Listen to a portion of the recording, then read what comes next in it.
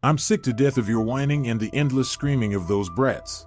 Her husband flung the bowl of soup aside and that very day left for his mistress, abandoning his wife with 3 small children. But the scoundrel didn't know that the boomerang would come back. Morning light filtered reluctantly through the lace curtains of the small kitchen, illuminating the familiar chaos of a young family.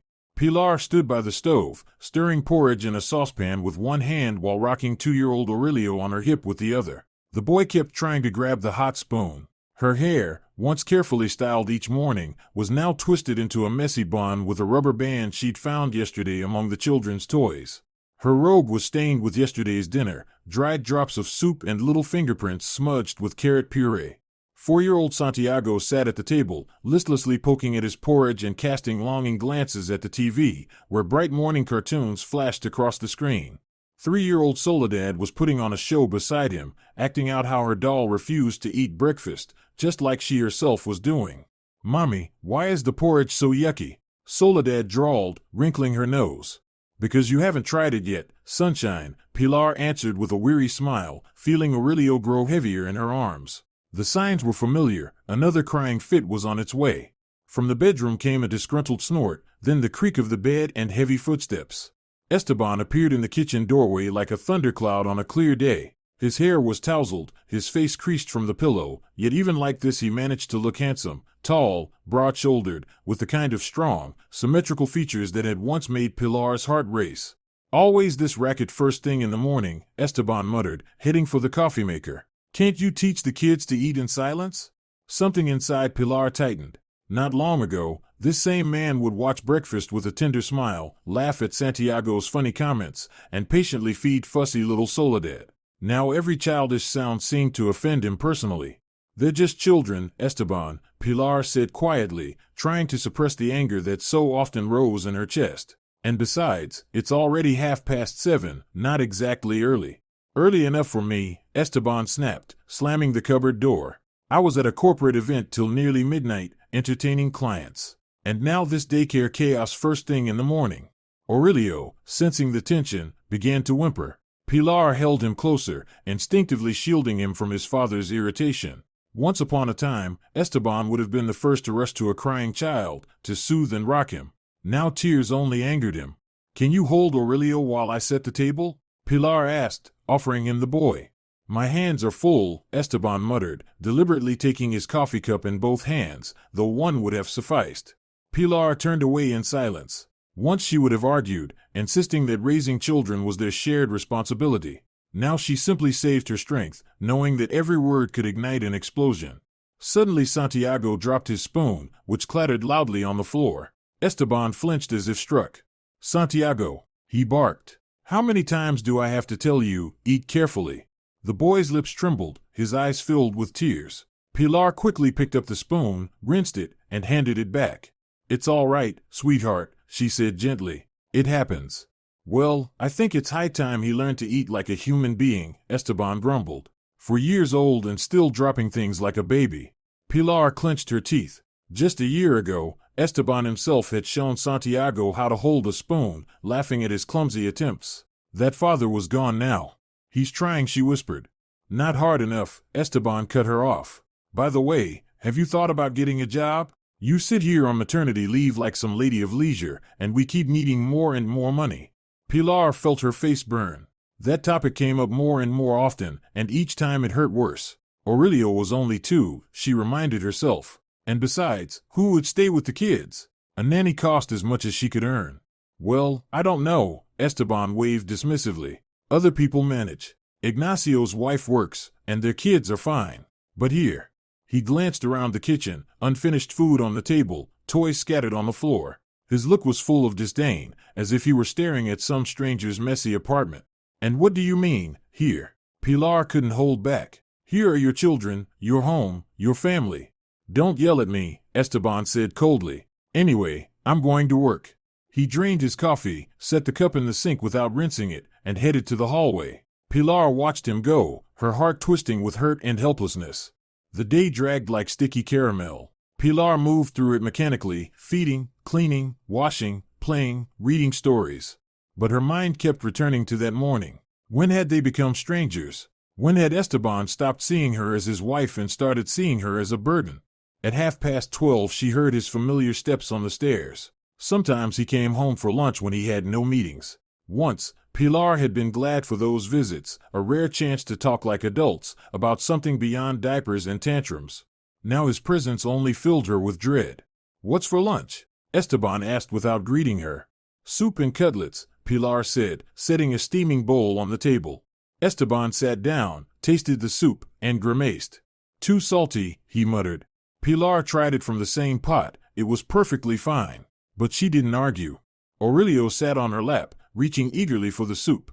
Santiago and Soledad were eating their small portions.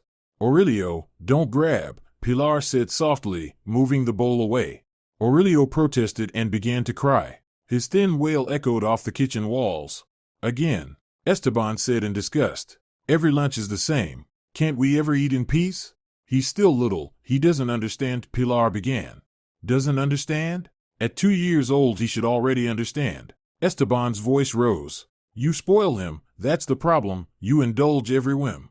Santiago and Soledad fell silent, frightened by their father's shouting. Aurelio cried even louder, scared by the harsh tone. "Esteban, please don't shout in front of the children," Pilar pleaded. "Then make them shut up." Esteban exploded. "I'm sick to death of your whining and the endless screaming of these brats." The words hung in the air like a slap. Pilar felt something break inside her. Brats. He'd called his children brats, the same children he used to kiss goodnight, read stories to, build with blocks for, mend broken toys for. "What did you just say?" she whispered.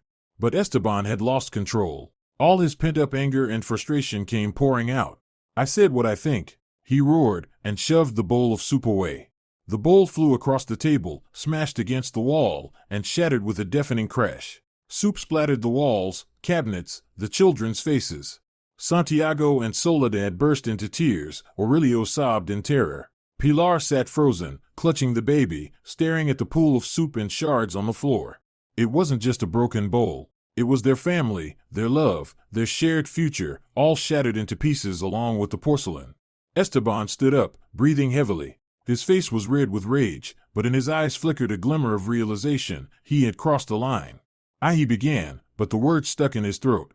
"Leave," Pilar said quietly, not looking at him. "Pilar, I didn't mean." "Leave," she repeated, louder, meeting his eyes at last.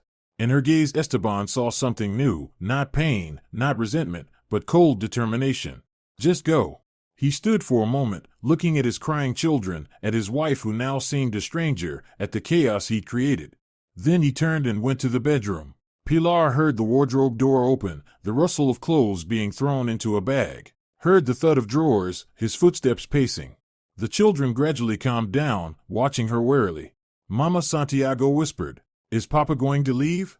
Pilar didn't know what to say. Part of her hoped Esteban would come back, apologize, say it was just stress and fatigue. Another part knew that after today, everything had changed. Esteban returned to the kitchen with a large sports bag slung over his shoulder. He looked lost, as if he himself didn't quite understand what he was doing. "Pilar," he began uncertainly, "maybe we can still talk? I'm just so tired, there are problems at work." "We'll talk," Pilar nodded, rocking the nearly sleeping Aurelio. "When you decide what matters more, us, or your tiredness." Esteban opened his mouth but said nothing. He lingered a moment longer, then headed for the door. "Papa!" Soledad suddenly cried, running after him. "Papa, don't go!" He stopped, bent down to her. For a second, his face softened, and Pilar saw the man she had once loved. "I'll be back soon, princess," he murmured, kissing the top of her head.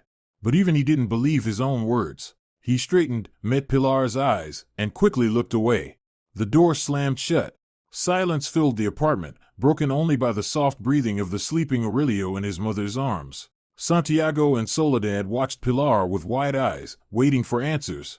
But what could she tell them? That their father was tired of them? That he didn't love her anymore? That they were now alone in this indifferent world? "Mama," Santiago asked quietly, "did we do something bad?" Pilar knelt beside him, hugging him with her free arm. "No, my love. You're good. You're the best children in the whole world." "Why did Dad leave?" Pilar closed her eyes, feeling tears burn her eyelids. How could she explain to the children what she didn't understand herself? How to say that adults sometimes behave worse than little ones. That love can run out the way milk runs out in the fridge or batteries in a toy die. Dad is confused right now, she managed at last. But that doesn't mean he doesn't love you. Although as she said it, Pilar herself wasn't sure her words were true. The Esteban who had called the children brats and flung a plate didn't look much like a loving father. The evening stretched on endlessly. Pilar cleared the shards, scrubbed the soup from the walls, bathed the children, fed them dinner. The whole time she waited for a call, waited for Esteban to come back with apologies and a bouquet, the way he had after their arguments before. But the phone stayed silent, and from the hallway came only the neighbors' voices and the sounds of the elevator. When the children finally fell asleep, Pilar sat in the kitchen with a cup of cold tea, and for the first time all day allowed herself to think about the future. How would she manage alone? Would there be enough money for rent? Who would help with the children? Waves of fear washed over her. But with them came something else, relief. No more tiptoeing, afraid of waking her husband's displeasure. No more justifying children's tears and laughter. No more feeling like an interloper in her own home. Pilar stood, went to the window, and looked out into the courtyard. Somewhere out there, in this big city, Esteban was settling in for the night in his new life. A life without her and the children. And here she was, in their small apartment, beginning a new life too. Tomorrow would be a new day. Tomorrow she would start looking for work, thinking about the future, making plans. For now she just had to get through this night and believe that in the morning the sun would rise for her as well. Esteban woke in an unfamiliar bed to the gentle touch of soft fingers on his face. Sunlight slipped through expensive blinds, playing golden glints over the snow-white sheets. It smelled of French perfume and freshness here, not of baby food and laundry detergent, like at home in the apartment he'd left the day before. "Good morning, my darling," purred Rosa Maria, leaning over him. Her fair hair spilled like a silk waterfall, and her green eyes shone with pleasure. "How did you sleep in your new home?" Rosa Maria looked flawless even in the morning, as if she'd stepped off a glossy magazine cover, matte skin without a single flaw, long lush lashes, lips swollen from kisses. Beside her, Esteban felt like a real man, wanted and important. "Wonderful," he smiled, pulling her close. "I haven't slept so well in ages." And it was true. 3 months of their secret meetings had taught him to value these little islands of peace and passion amid the ocean of family obligations. There were no children's cries here, no endless requests and reproaches. There was only Rosa Maria, beautiful, cheerful, understanding. "I made breakfast." Rosa Maria kissed the tip of his nose playfully. "Fresh squeezed orange juice, croissants from that French bakery you love, and coffee from your favorite beans."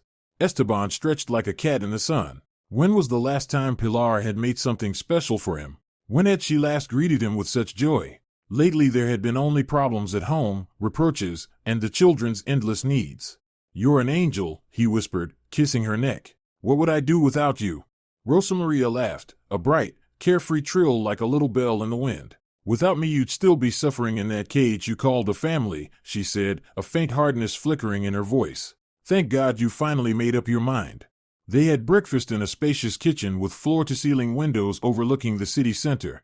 Rosa Maria fluttered about like a butterfly, serving food, pouring juice, telling funny stories from work. Esteban listened, savoring the moment and thinking how good it felt to be a free man. "You know, let's celebrate your liberation today," Rosa Maria suggested, settling on his lap.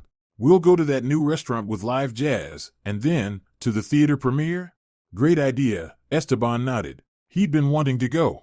And that was true as well. In recent years, all their nights out had boiled down to kids' cafes or other people's birthday parties. He'd practically forgotten about adult entertainment. Meanwhile, in a rented 2-room apartment on the city's outskirts, Pilar sat at the kitchen table with a cup of cold coffee and a stack of resumes. The children were napping after lunch, a rare quiet moment she tried to use to look for work. Her eyes watered, whether from fatigue or the screen's glare, but she couldn't stop. "Sales associate wanted," Pilar read for the 100th time that day. Hours, 9 a.m. to 9 p.m. No days off. Age, up to 25. Pilar gave a bitter little smile. 28, 3 children, and a 4-year career break, not the most appealing combination for employers. Most openings demanded either irregular hours, or a young age, or no children. Suddenly the phone rang, and Pilar's heart skipped. Could it be Esteban? Had he come to his senses overnight? "Hello," Pilar came her mother-in-law's familiar voice. Esperanza was using that special tone people reserve for scolded children. How are you? Is Esteban with you? No, Pilar answered shortly, feeling herself tense in anticipation of an unpleasant conversation. What do you mean, no? Where is he then? There was thinly veiled alarm in Esperanza's voice. I don't know. He left yesterday and hasn't been back, Pilar said, trying to sound calm. There was a pause. Pilar could hear Esperanza's heavy breathing through the receiver. And what did you do that was so terrible that my son left home? The mother-in-law finally said, the familiar accusatory note creeping in. I didn't do anything, Esperanza, Pilar said tiredly. Your son made his own decision. Oh really? I think you drove him to it. Esperanza's voice grew sharper. A man doesn't just walk out on his family. Means something at home isn't being done right. Pilar closed her eyes, trying to rein in the irritation rising in her. These conversations repeated themselves over and over. It was always her fault. Pilar was always doing something wrong. Esperanza, your son called the children brats and threw a plate of soup, Pilar said as evenly as she could. After that he packed a bag and left. That's the whole story. That can't be, Esperanza objected. Esteban adores the children. You must be mistaken. I'm not mistaken. Maybe you drove him to that state? Esperanza pressed on. Maybe you never give him any peace, nag him constantly? Men can't stand that. Pilar felt anger flare in her chest. For 4 years she had listened to these accusations, for years she had justified and explained herself.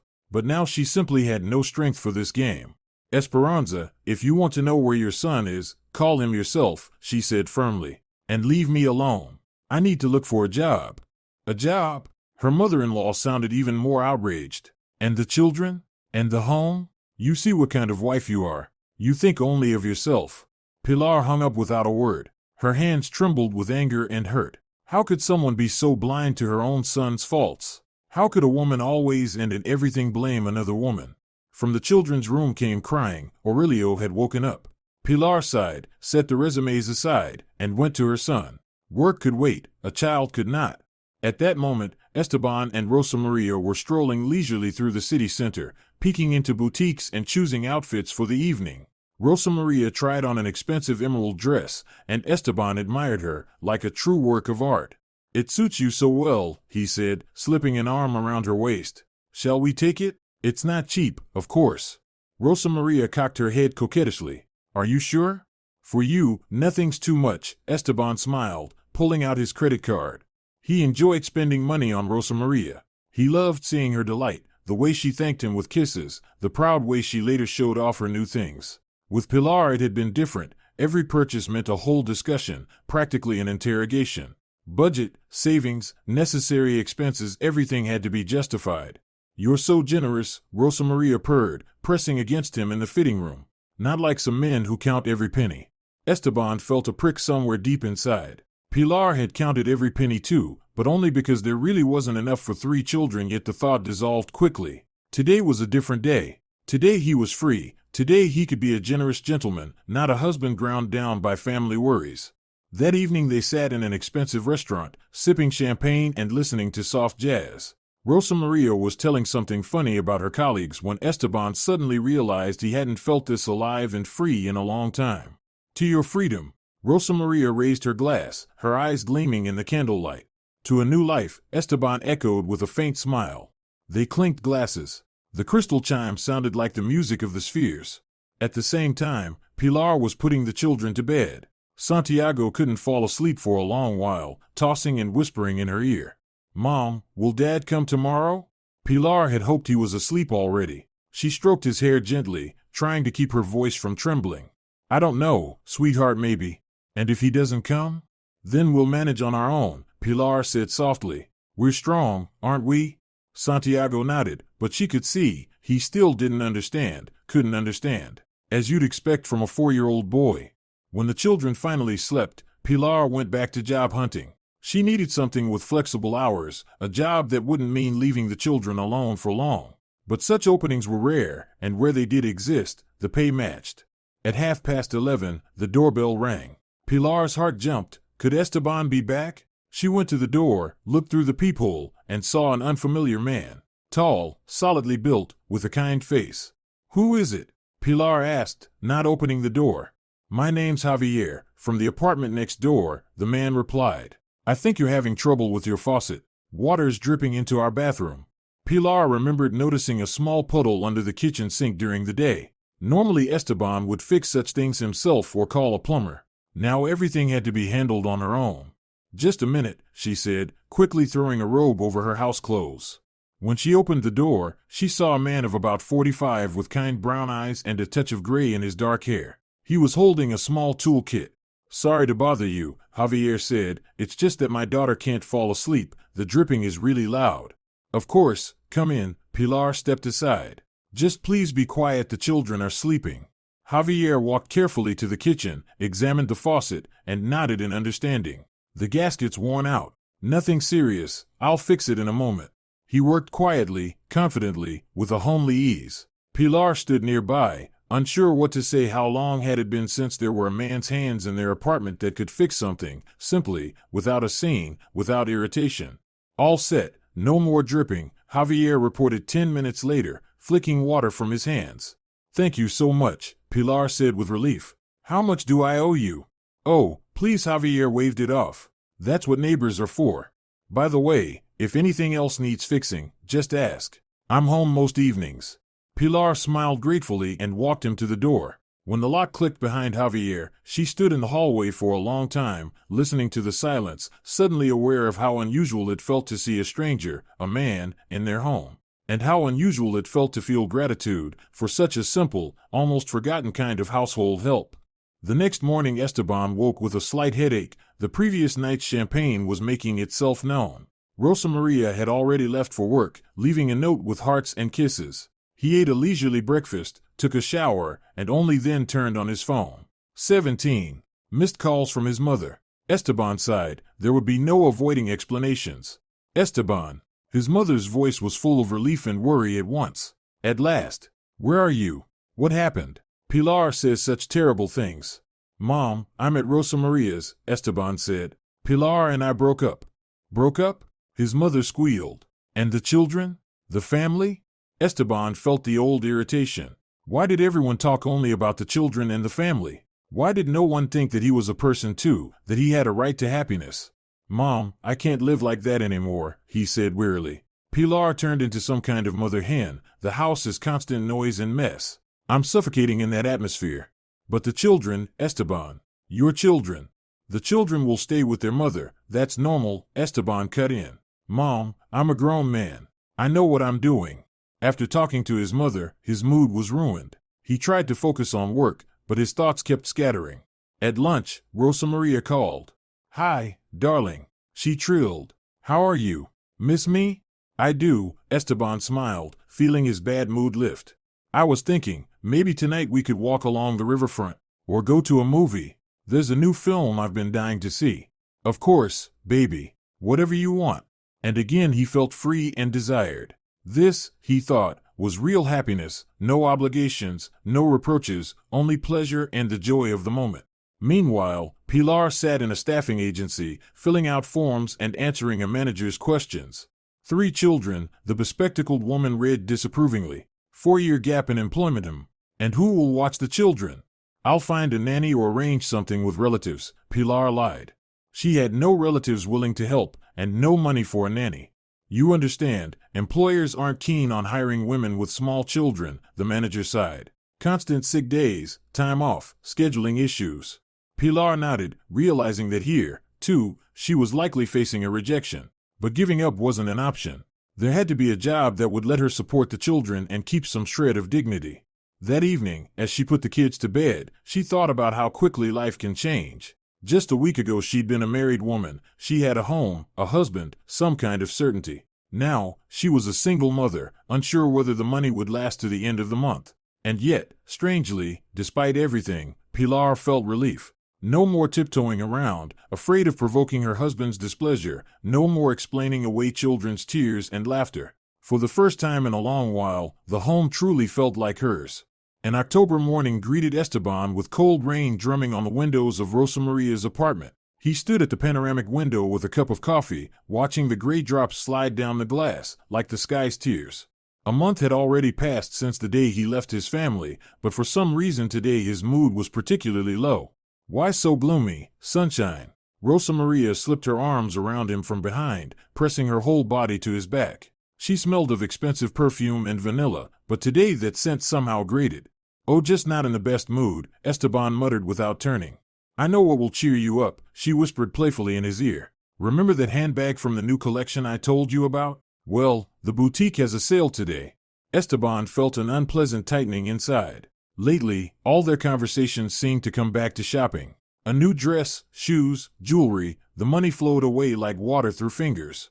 Rosa Maria, maybe we should hold off on purchases for a bit, he said cautiously. Things aren't going great at work. It was true. The last few weeks had gone badly, whether from constant thoughts about his personal life or chronic lack of sleep after late nights out. It was getting harder to concentrate. His boss had already reprimanded him twice for missed deadlines and mistakes in documents. What do you mean, hold off? Rosa Maria stepped back, wounded notes creeping into her voice. Esteban, you promised me that handbag. I already told all my girlfriends. Esteban turned and looked at her. Morning light is merciless. He saw foundation carefully masking the fine lines around her eyes, false lashes covering fatigue, small skin imperfections neatly concealed. Of course, Rosa Maria was still beautiful, but the deliberate artifice suddenly jarred. I didn't promise, I said I'd think about it, he answered tiredly. There, you see. Rosa Maria flared, irritation sharpening her voice. You're already starting to pinch pennies on me. Just like all married men. Rosa Maria, I'm not married anymore, Esteban reminded her. Then stop acting like it. She shot back, counting every penny, grumbling about expenses. He was about to respond when his work phone rang. His boss's name lit up the screen, and his heart lurched. Hello, Ramon, he tried to keep his voice steady. Esteban, where's the Alta Vista project report? The boss's voice was ice cold. It was due yesterday. Esteban felt the ground drop away. The report. He'd completely forgotten about that damned report. Yesterday he and Rosa Maria had gone to the theater, then dinner, and work had slipped his mind entirely. Ramon, there were unforeseen circumstances, he mumbled. What circumstances? The boss snapped. You've really let yourself go lately, Esteban. This isn't the first slip. I expect the report by lunchtime. And no more of this. The line went dead. Esteban stood with the phone in his hand, a chill running down his back. His job was his only income. He couldn't afford to lose it. What happened? Rosa Maria asked. There wasn't a hint of sympathy in her voice, more like annoyance at a spoiled morning. Work problems, he said shortly, already pulling on his shirt. I have to go. Now. And the handbag? Rosa Maria pressed. Esteban stared at her in disbelief. Did she really not grasp that this was no time for shopping? Rosa Maria, I just told you I have problems at work. So what? She shrugged indifferently. Are some papers more important than me? Anger flared in him. He'd heard these very words from Pilar once, when she complained that his job took too much of his time. Back then he thought Pilar simply didn't understand how important his career was, and now the same complaints were coming from Rosa Maria's lips, and Esteban suddenly saw the absurdity of it. Those papers are what give us money to live on, he said sharply, including for your handbags. Rosa Maria pouted like a sulky child. You used to be more romantic, she grumbled. Now all you think about is money. Esteban grabbed his briefcase and rushed out, leaving Rosa Maria to sulk alone. On the way, he tried frantically to remember what exactly the report had to include, but his thoughts tangled. Work used to come easily. He'd been focused, driven what had happened to him. At the office, Esteban immediately felt his colleagues' searching looks. He knew the rumors about his family had made the rounds. It was especially unpleasant to catch the women's eyes. There was judgment there, and pity, all mixed together. Esteban, do you have a minute? Consuelo from the next department came up to his desk. They'd known each other for years. Sometimes they had lunch together and discussed work. I'm listening, he replied without looking away from the monitor. Forgive me for prying, Consuelo began carefully. But I heard you left your family. Is that true?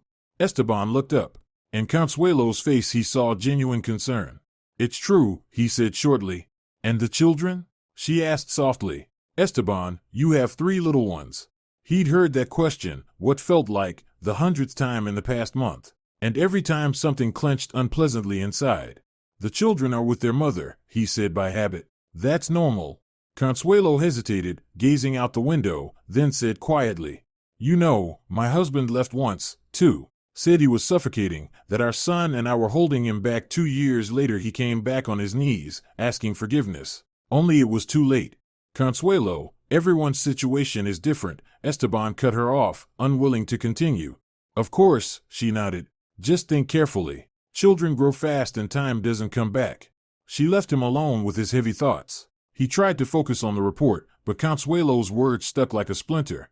At that very moment, Pilar stood behind the counter of a small cafe on the city's edge, pouring coffee and neatly packing pastries into boxes for customers. 3 days earlier she had finally found a job as a sales clerk and cashier at a little patisserie. The pay was modest, but the hours let her pick up the children from daycare without it being too late.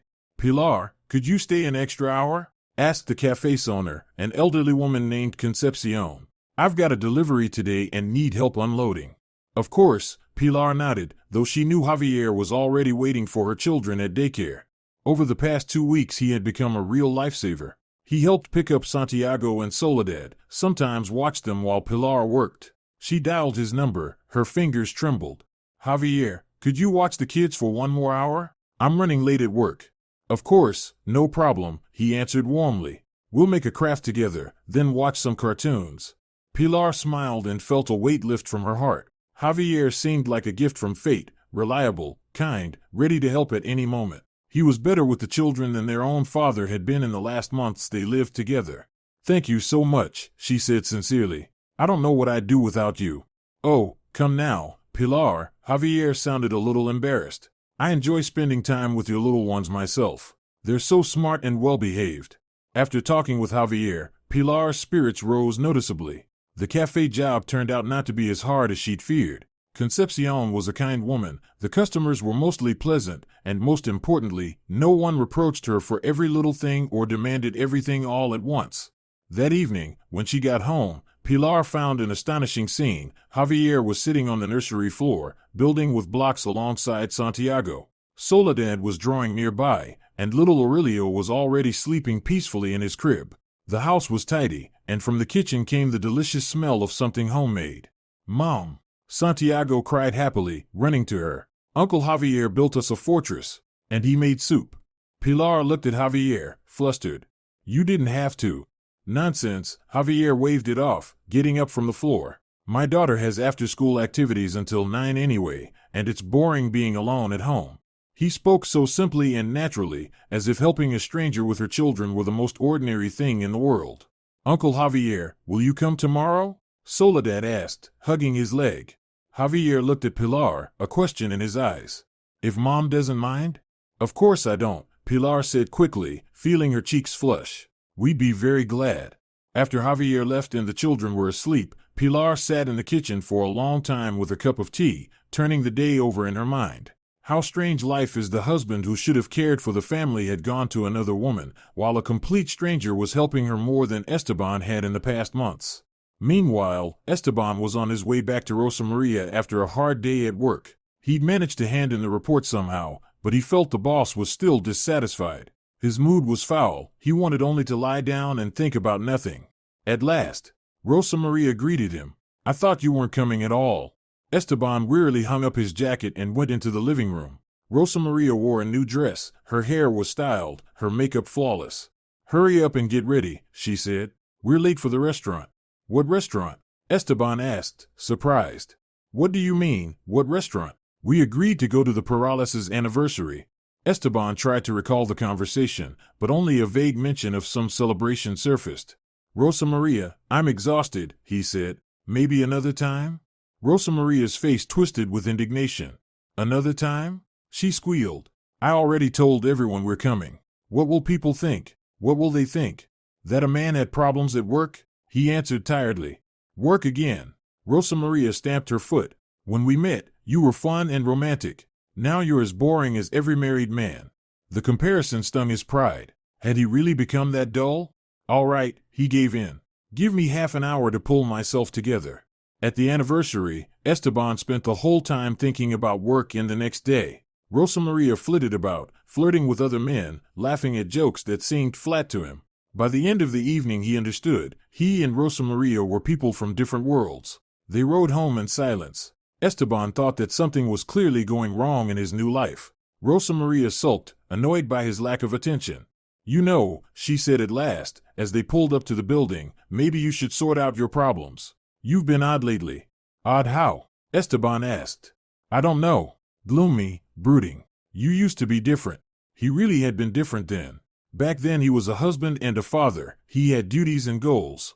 Now he seemed to be suspended in air, not knowing where to go next. That night he dreamed of the children. Santiago showed him a drawing, Soledad asked him to read a story, and little Aurelio reached out his arms to him. Esteban woke with a heavy feeling in his chest and couldn't fall asleep for a long time.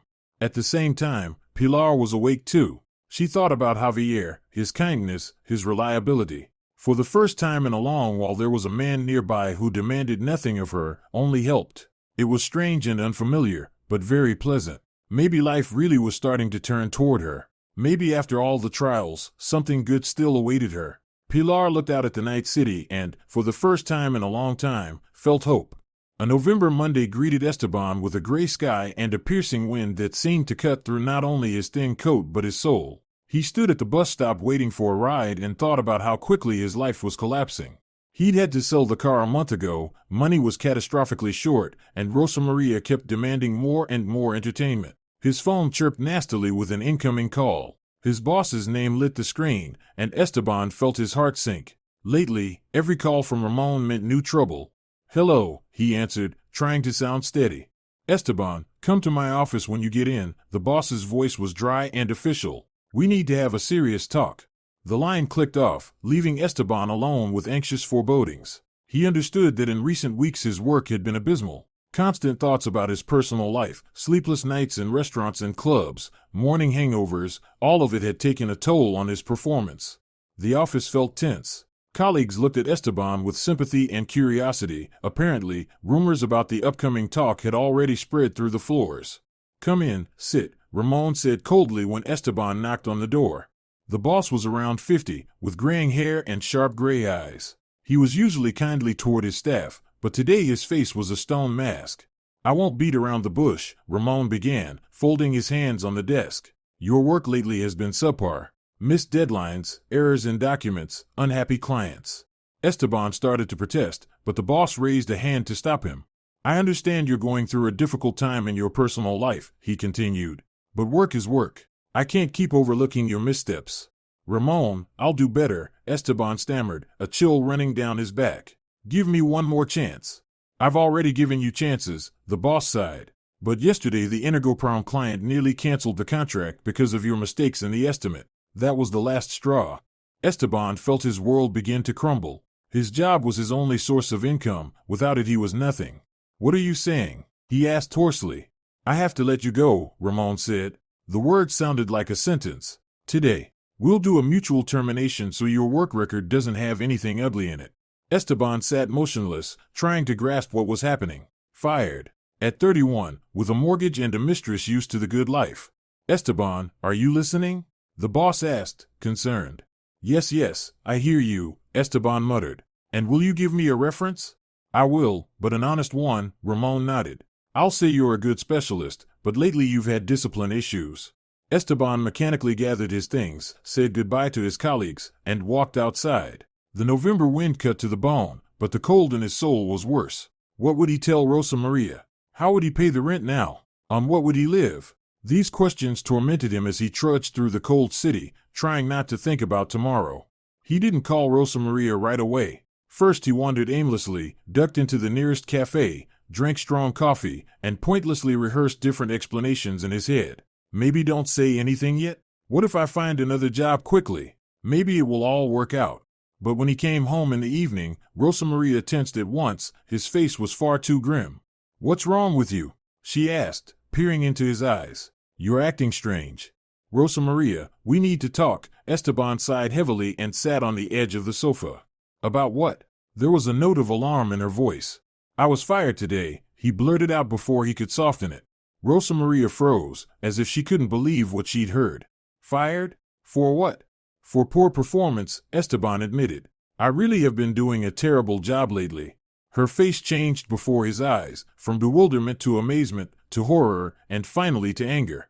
So you're telling me we don't have money now? Her voice turned icy. For now, no, but I'll find a new job. Esteban tried to defend himself.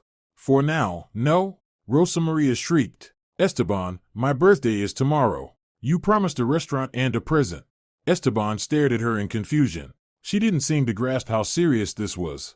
Rosa Maria, what does your birthday have to do with it? I need to look for work, urgently. And I need a celebration. She suddenly stamped her foot like a sulky girl. I already told all my girlfriends we're going to the new Japanese place.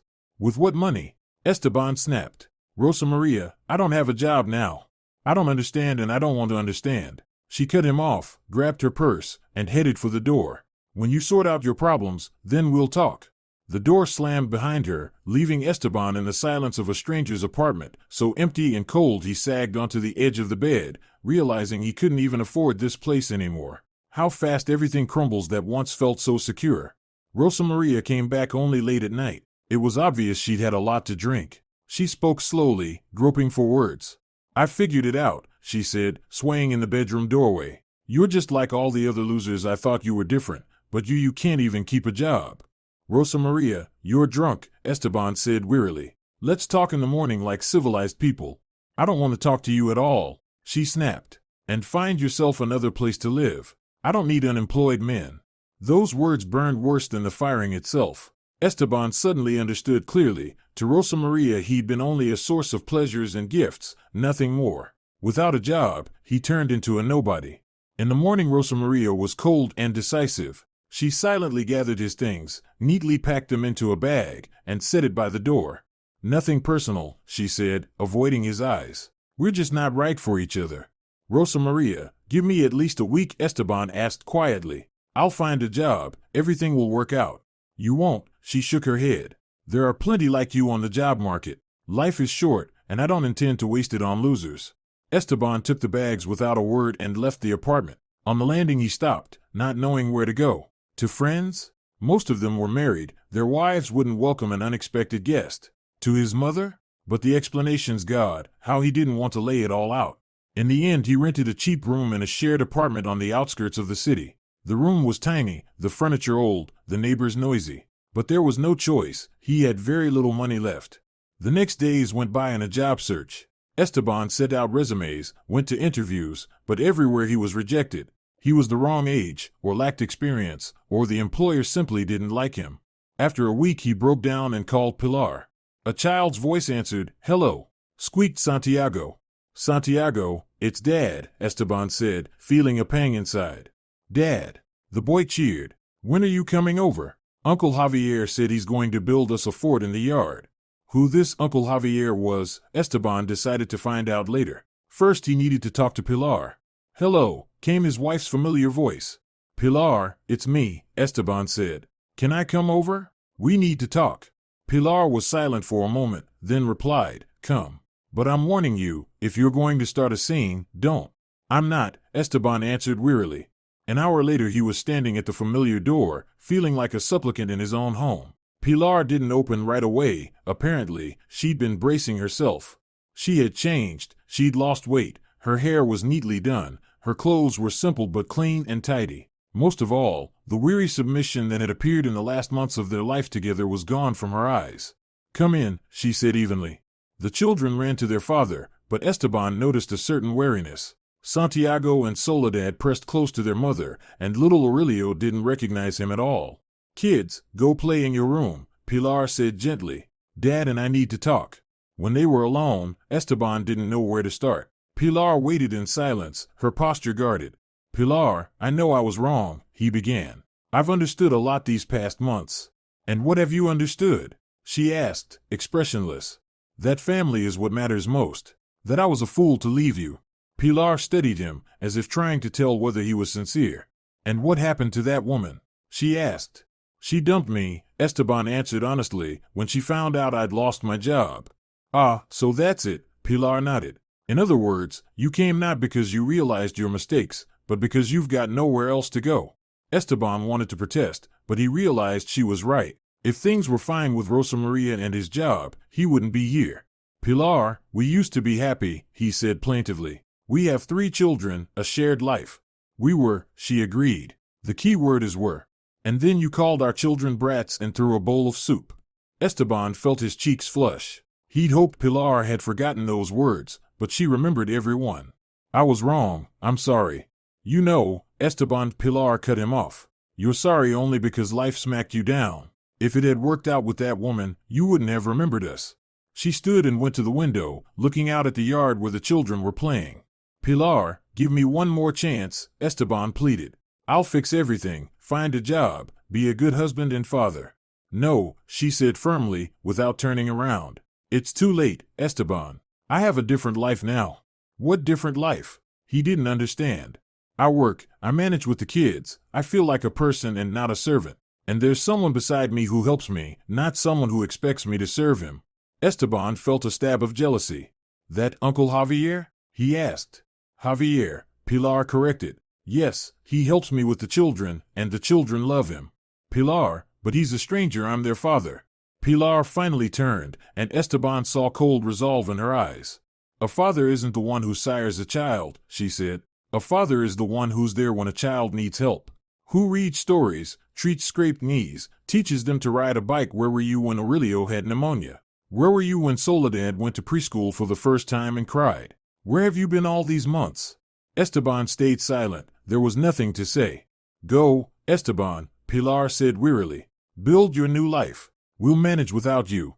He wanted to say something, but understood that words were useless now. After saying goodbye to the children, who, it seemed, weren't even upset to see him go, Esteban slipped quietly out to the street. The gray, raw November day felt like the end of the world. He was alone, without a family, without a job, without a future. The boomerang he'd once thrown had finally come back, and struck him hard. The March sun timidly pushed through the clouds, lighting the wet asphalt and the first hesitant buds on the trees. Spring had always been a time of change, but for Pilar this March was special, a time of final decisions and new beginnings. She stood at the kitchen window, watching Javier teach Santiago to play soccer in the yard while Soledad and Aurelio built sandcastles in the sandbox. 6 months had passed since the day Esteban tried to return to their lives. 6 months in which everything had changed radically. Pilar was no longer the cowed housewife who was afraid to speak up to her husband. She was now a self-reliant woman, making her own decisions, not dependent on someone else's moods. Mom, Uncle Javier says you're going to have a special talk today. Soledad ran in, cheeks flushed from playing outside. Pilar smiled and stroked her daughter's hair. Javier really had hinted that he wanted a serious conversation that evening, and Pilar suspected what it would be about. Maybe, sunshine, she answered. Now go wash your hands, it's time for lunch. Over the past months Javier had become an integral part of their lives.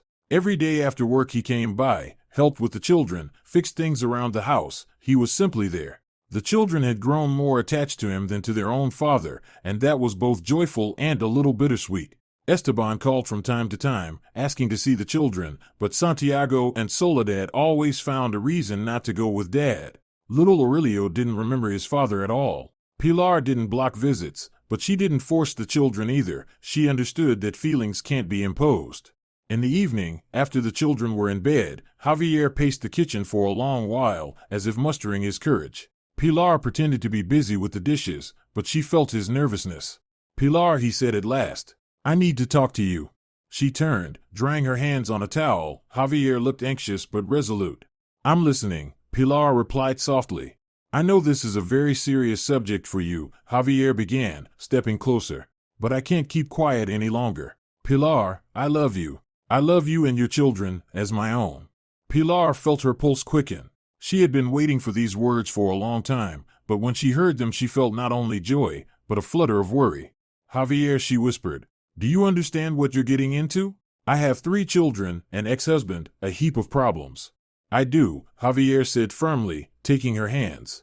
And none of it frightens me. I want to be with you. I want to be a father to your children. I want us to be a family.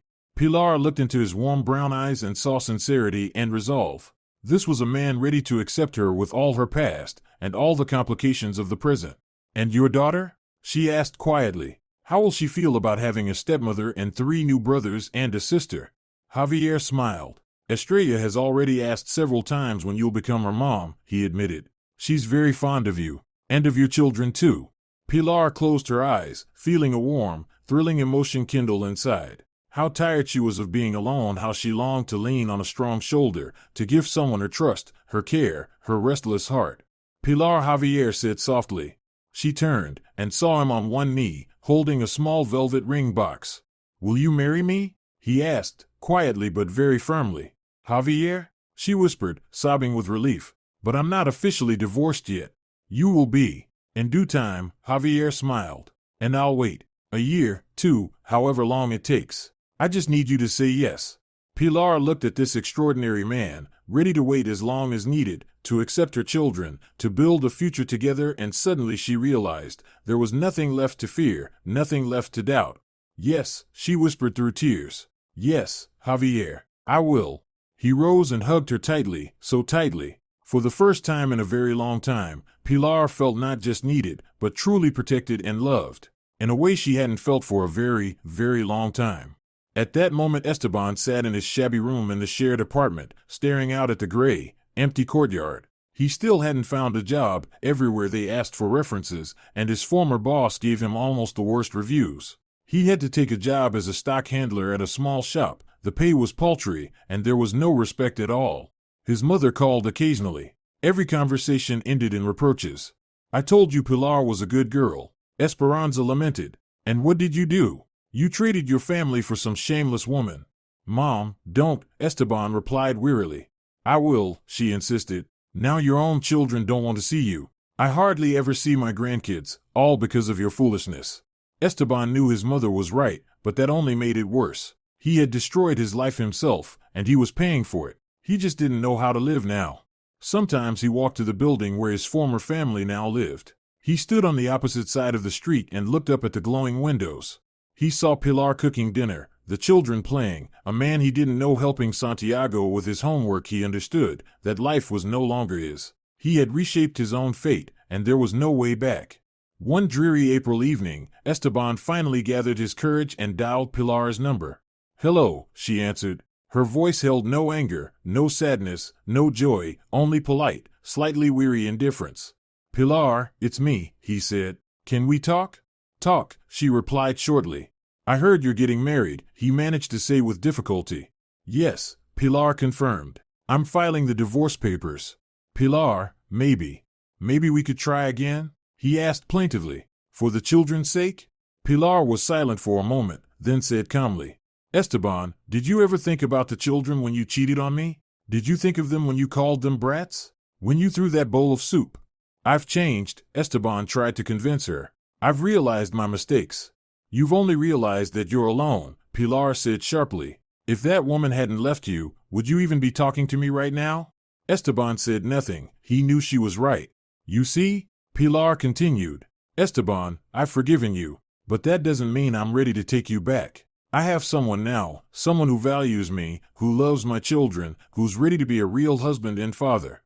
What about our children? Esteban asked. They'll forget me completely. They haven't forgotten you, Pilar replied honestly. They just remember what you were like during the last months of our marriage, and they don't want to go back to that. Pilar, but I'm their father. Being a father isn't just about biology, she said. A father is someone who's there every day, who helps with homework, treats colds, comforts them after fights with friends. Javier does all that, every single day. Where were you? Esteban realized there was no point in arguing. He had made his choice, and now he was living with the consequences. I'll pay child support, he promised. That won't be necessary, Pilar said unexpectedly. Javier is going to adopt the children. They'll take his last name. You won't have to worry about anything anymore. Those words hurt worst of all. His children would bear another man's name, would call another man father. And he had no one to blame but himself. Pilar, he said hoarsely, can I at least see them sometimes? If they want to, she replied. I won't force anyone. After that conversation, Esteban realized he had lost his family completely and irreversibly. The children he had once called brats were now happy without him. And the woman he had dismissed as a dull housewife was building a new life with a man who truly appreciated her. Pilar and Javier's wedding took place in May, when the city was awash in blooming gardens and everything around breathed renewal and hope. It was a modest ceremony, only their closest friends and relatives were present. The children were delighted. Santiago proudly carried the rings, Soledad scattered rose petals, and little Aurelio slept peacefully in the arms of his new grandmother, Javier's mother. Pilar looked radiant in a simple white dress, but most of all, she glowed with happiness. Beside Javier, she felt like a real woman again, not a tired servant. "Do you promise to love my children as your own?" she whispered to the groom as they stood before the altar. "I promise," Javier said firmly. "And I promise never to let you feel alone again." After the ceremony, they went to a small restaurant where a festive table was waiting for them. The children ran between the tables, laughing and playing. Javier's daughter, Estrella, was helping little Aurelio eat his cake, while Santiago was earnestly explaining to her the rules of some game. "Now we're a real big family," Soledad said, climbing onto Pilar's lap. "Yes, sweetheart," Pilar smiled. "Now we're one big, happy family." Javier hugged his wife and looked at the children, his children now too. "You know," he said softly to Pilar, "I'm grateful to fate for bringing you to me. And even grateful to your ex-husband for being such a fool." Pilar laughed. "Let's not talk about sad things," she said. "We have our whole life ahead of us." At that same moment, Esteban was sitting in his room, looking at photos of his children that he had secretly taken a few days earlier while standing outside their house. In the pictures they were happy and carefree, playing with their new father, laughing, and in not one of them was there even a shadow of longing for him. He understood then that his children truly were happy without him, that Pilar had found her happiness with another man, and he was left alone, with his mistakes and regrets. The boomerang had returned in full. He had wanted freedom, and found loneliness. He had wanted an easy life, and found poverty and humiliation. He had dreamed of a young, beautiful lover, and found a calculating woman who abandoned him at the first sign of trouble. Esteban walked to the window and looked out at the spring evening. Somewhere out there, in the big city, his former family was celebrating a new beginning. And he, here, in this shabby little room, was summing up the wreckage of his own life. Perhaps that was justice after all, to be left alone, in order to finally understand the true value of what he had lost. To remember for the rest of his life how easy it is to destroy happiness, and how hard it is to win it back. The spring wind carried through the open window the scent of blooming apple trees and the sound of children's laughter. Somewhere nearby, children were playing in the yard, joyful, carefree, sheltered by their parents' love. Esteban closed the window and turned away. His children were playing somewhere too, but without him. And that was his own choice, his own fault. The boomerang always returns to the one who threw it. And sometimes, that blow becomes a lesson for a lifetime. If you're enjoying it as well, leave a like and subscribe to the channel.